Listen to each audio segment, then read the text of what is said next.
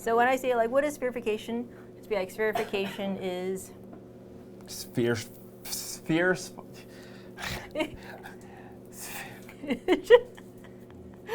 can't even say it. That's going to blooper reel, but I'll have to bleep it out.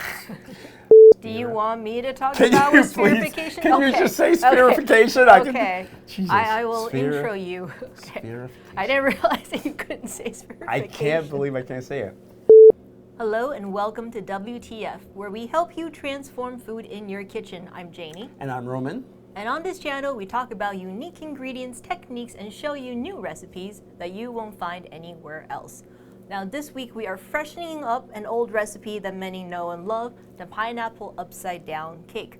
Now we have one right here. It's a perfectly good cake, but it's a little bit plain Jane. Yeah. So today Roman's going to show you how to spice it up using the reverse spherification technique. Now if you have never done spherification before, it's this really cool, fairly simple thing to do where you can turn virtually any liquid that is not alcoholic into a popping caviar. So it gives you this great big burst of flavor.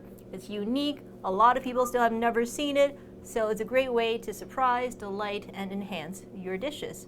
All right, Roman, let's start with what exactly are we spherifying today? So we are spherifying some maraschino juice.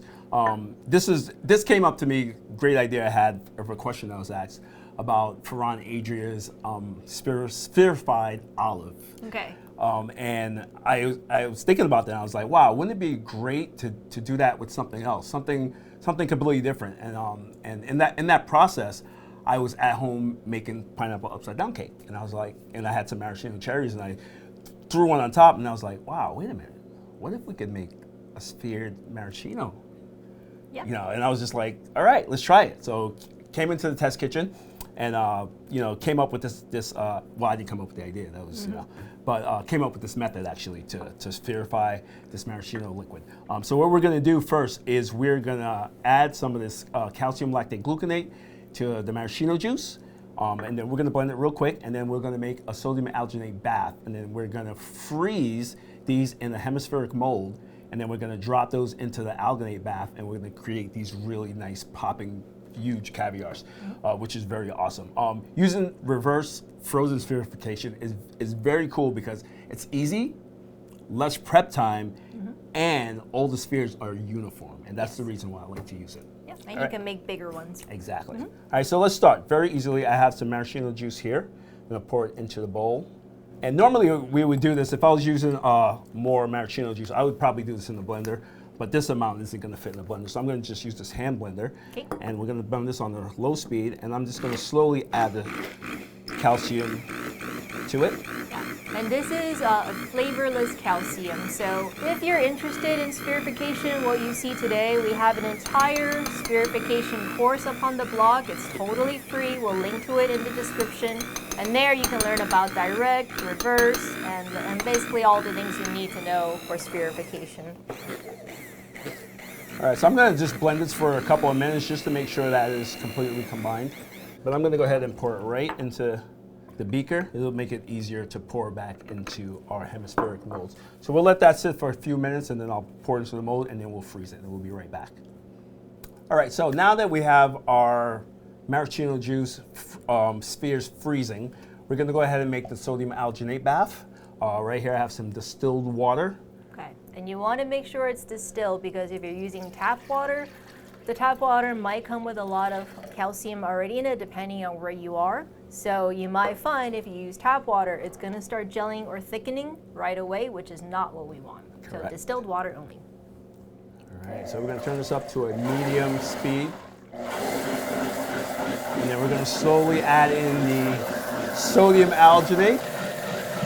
All right, I'm just gonna turn this up a little bit high and let it blend for about 1 minute.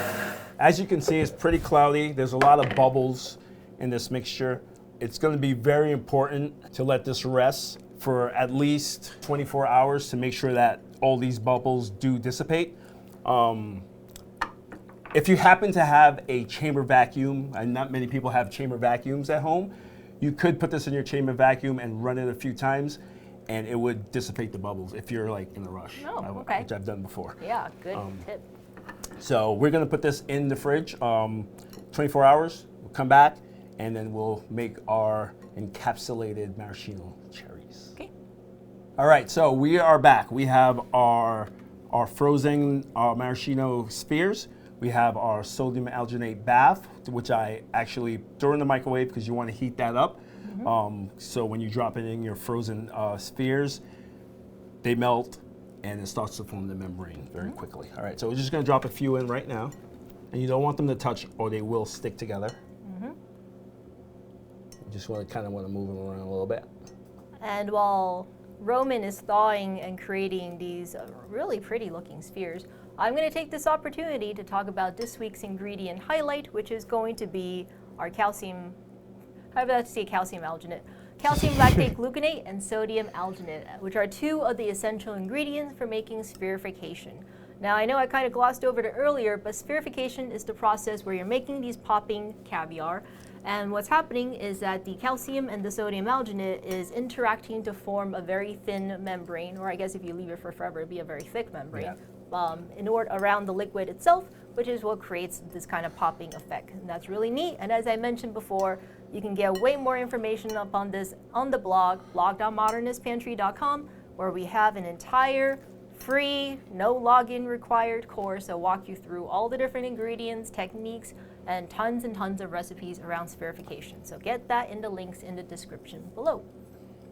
All right, so this usually takes about 5 minutes. As you can see, I don't know if you guys can see, the centers are still frozen, but that membrane has formed around the outside. It looks kind of like an egg embryo It right does. now. So what we're waiting for now, it's just for that the frozen part in the middle to melt all the way. The membrane has already been formed. As I said, normally when you drop these in, you don't want them to touch because they will form one sphere. But as you can see now, they're touching and everything's fine. That membrane is already formed. Yeah. All right, so we're just going to wait a few minutes. I do have some that I have already made.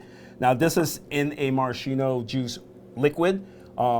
A lot of times you want to keep that in a juice of the same flavor because some of that will seep into the membrane. So you want to make sure that you have something that's similar to the flavor so you don't lose any of it. Yes. Now, this is very difficult to see, I will not lie. I didn't even know there was anything in there. In there, Yeah. And you kind of have to really hold them up to see them. Maybe I should have made this juice a little bit lighter, but I didn't. So we're gonna pull one out so you can see how that came out. Ooh, pretty. And those are They look like beautiful. like marbles. Yeah, really awesome. I don't know if you guys can see that, but those are really, really nice and pretty. I'm gonna put some right here on this cake right now, actually. And there's your maraschino cherries. Ooh, Isn't look that how very pretty cool? that is. Very, very cool. So compared to like a regular one, I love how translucent this is. I Yeah, love the it's pop awesome. color. It's really, really pretty. And I'm gonna just put these that are already formed right before your eyes into our liquid. And one of the things is, like, sometimes people will ask, how many times can I use this liquid here? And I would say probably as much as you need to. Yeah. So every time that you make a sphere, yes, some of the sodium alginate and the calcium gets leached out.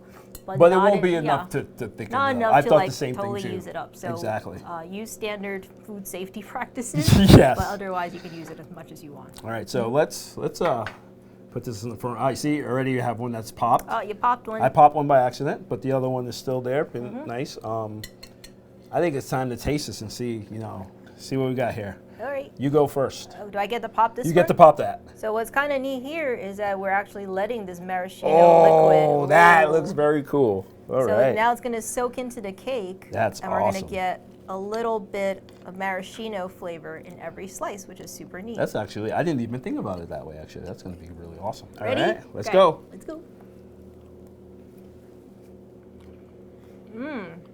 So good. Wow, that is really good. And that maraschino juice just kind of like permeates the cake. You get that pineapple, maraschino juice. Great texture, tart, pineapple, sweetness of the maraschino, the pineapple's coming that through. is delicious. Wonderful texture on this cake, by the way. Came out really nice. I do like that. I Yeah, have to say. super, like just the right amount of density, not Right. too dry. Not too dry, yeah, exactly. Yeah. Really, really good. You can get this full recipe in the link, so including the pineapple cake itself, Yep. which is standard, but we put our own little twist. a little twist on it if you're interested. So you can get that, and as always, let us know what you think. And until next week, from here in the Modernist Pantry Test Kitchen, I'm Janie. And I'm Roman. And we transform Food.